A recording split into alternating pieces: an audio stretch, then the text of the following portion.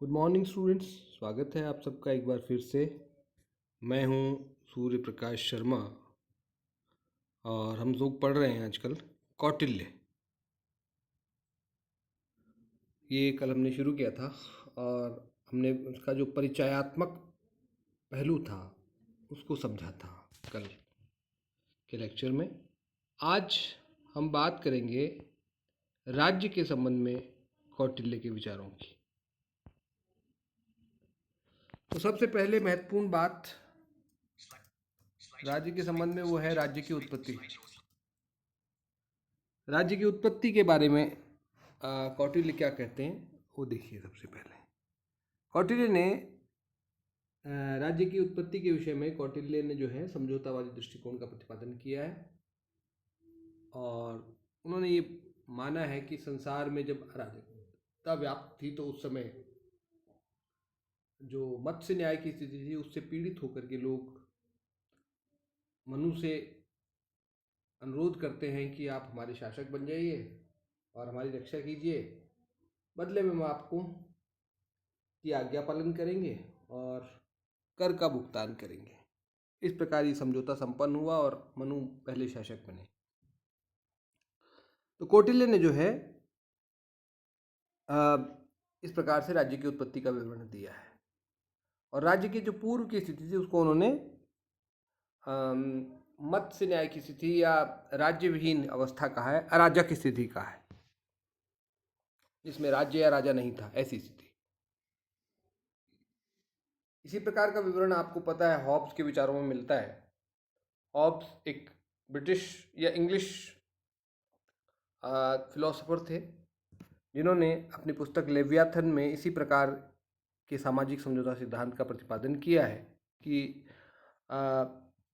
जंगल राज की स्थिति से पीड़ित होकर मनुष्यों ने आपसी समझौते द्वारा, सामाजिक समझौते द्वारा जो है राज्य का निर्माण किया। लेकिन जैसा हम चर्चा कर चुके हैं, हॉब्स के समझौते में और कौटिल्य के विचारों में थोड़ा अंतर है। अंतर क्या है कि हॉब्स के अनुसार इस समझौते से उत्पन्न जो संप्रभु है वही न्याय अन्याय, उचित अनुचित की धारणाओं का निर्धारण करता है कि क्या सही है, क्या गलत है, क्या न्यायपूर्ण है, क्या अन्यायपूर्ण है। ये सब निर्धारण संप्रभु करता है, जबकि कौटिल्य के अनुसार ये धारणाएं पहले से मौजूद हैं, केवल राज्य को तो उन्हें लागू करना है। और दूसरा अंतर मुख्य रूप से ये है कि इस कारण से कौटिल्य का जो शासक है वो हॉब्स के शासक की तुलना में कम शक्तिशाली होता है। और तीसरा अंतर ये कह सकते हैं हम कि हॉब्स ने जो राज्य विहीन अवस्था है उसको प्राकृतिक अवस्था कहा है, जबकि कौटिल्य ने उसको अराजकता की स्थिति कहा है। अर्थात राज्य तो नहीं था लेकिन समाज उस समय था, हॉब्स के अनुसार समाज भी नहीं था। ये थोड़ा सा अंतर है, इसको ध्यान रखेंगे आप लोग।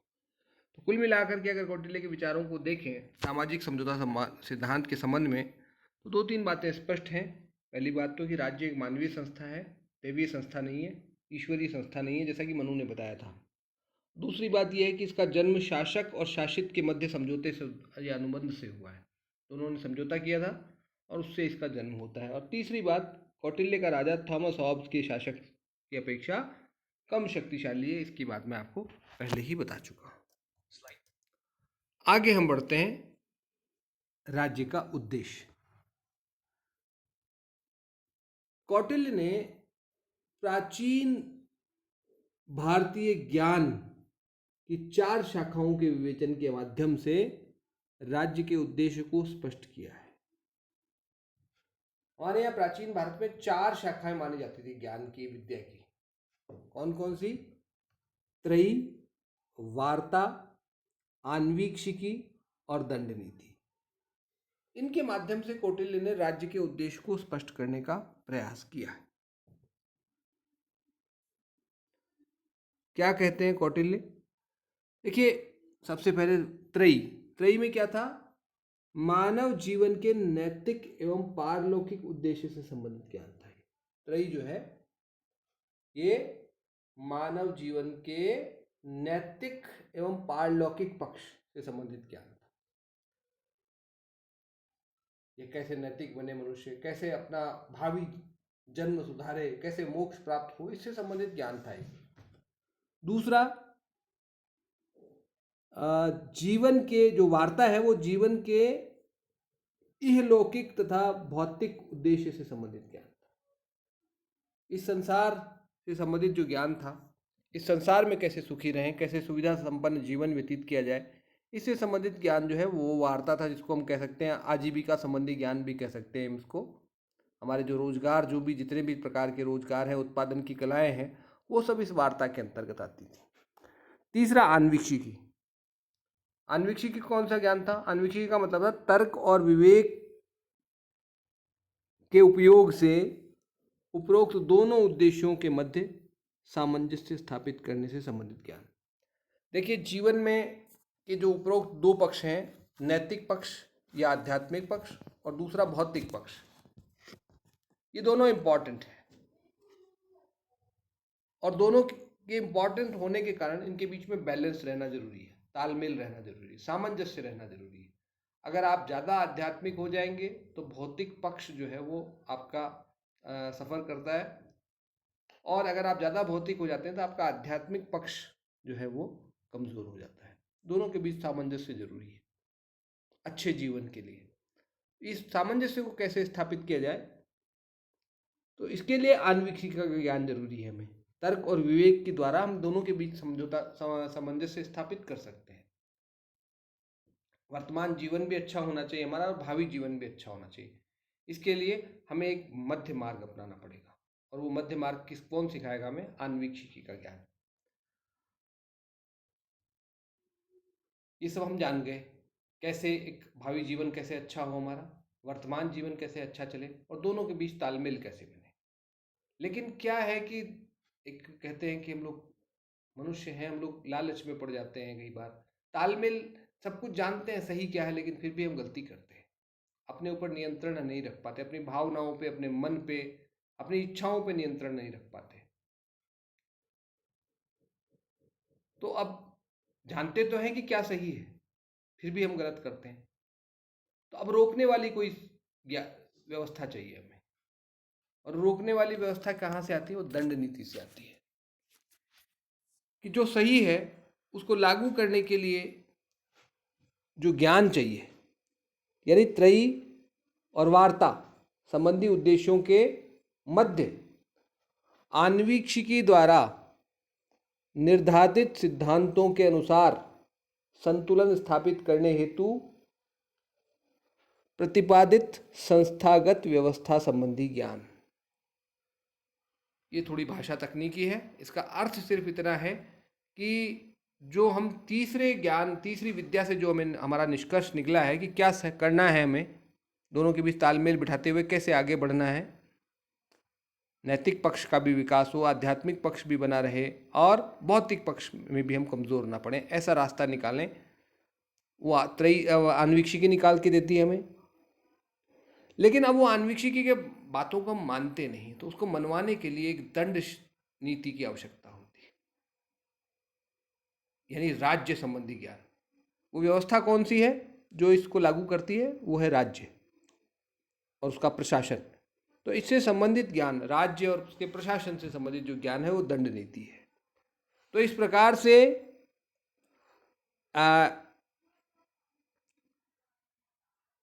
क्या मतलब राज्य का क्या उद्देश्य हुआ? राज्य का उद्देश्य है व्यक्ति के जीवन के नैतिक और लौकिक पक्षों के मध्य तर्क संगत सामंजस्य स्थापित करने हेतु आवश्यक एवं उचित कदम उठाना। ये राज्य का उद्देश्य। जो सही है उसको लोग माने, इसके लिए आप उनको निर्देश देना, और जो न माने उससे बलपूर्वक निर्देशों का पालन करवाना। ये दंड नीति का काम है, राज्य का काम है। दंड नीति तो इससे संबंधित ज्ञान है, और राज्य का ये कार्य है, उद्देश्य है। तो राज्य का उद्देश्य क्या है? हमारे जीवन के बहुमुखी, चहुमुखी के बल्कि विकास को सुनिश्चित करना, हमारा नैतिक पक्ष भी अच्छा बना रहे, भौतिक पक्ष भी बना रहे, इस यही ये लगभग ऐसी ही बातें जो है आप हम देखते हैं अरस्तु ने भी कही थी। मान अरस्तु ने कहा था कि राज्य की उत्पत्ति मानव जीवन की आवश्यकताओं से हुई है और राज्य शुभ जीवन के लिए कायम है। लगभग यही बातें कही हैं जो कौटिल्य ने यहाँ पर कही है। और दोनों का समय भी देखिए एक लगभग वही है, ईसा पूर्व, बल्कि कौटिल्य कुछ पहले हुए हैं अरस्तु से।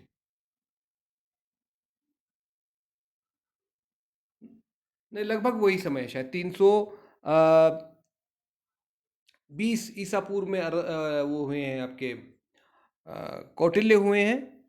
और जो चंद्रगुप्त का मतलब काल है, शासन काल 322 ईस्वी से 298 ईस्वी का जो काल है, उसमें हम ये मानते हैं कि कौटिल्य ने ये लिखा होगा। और इससे थोड़ा सा पहले अरस्तु ने अपना पॉलिटिक्स की रचना की थी, लगभग थोड़ा सा पहले, 10 20 30 साल पहले लगभग। तो एक समय में दोनों वही बातें कर रहे थे।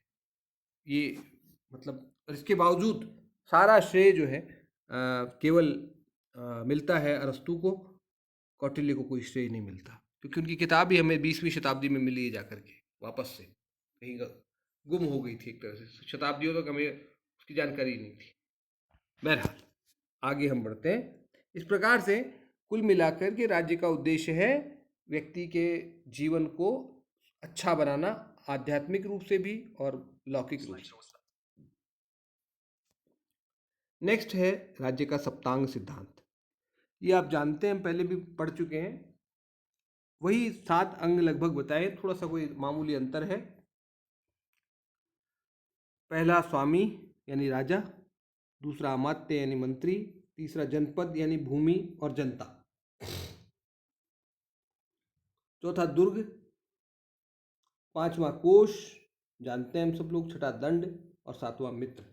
यही मनु ने बताए थे, यही सातों कौटिल्य ने बताए हैं। थोड़ा सा अंतर है, मनु ने राष्ट्र शब्द का प्रयोग किया है और कौटिल्य ने जनपद शब्द का प्रयोग किया है। ये थोड़ा सा अंतर है, बाकी लगभग वही चीज़ें हैं।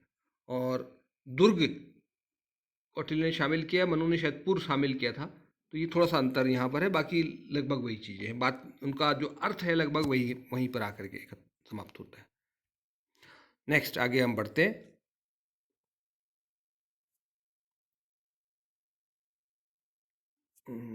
चलिए भाई, यस, राज्य का कार्य क्षेत्र,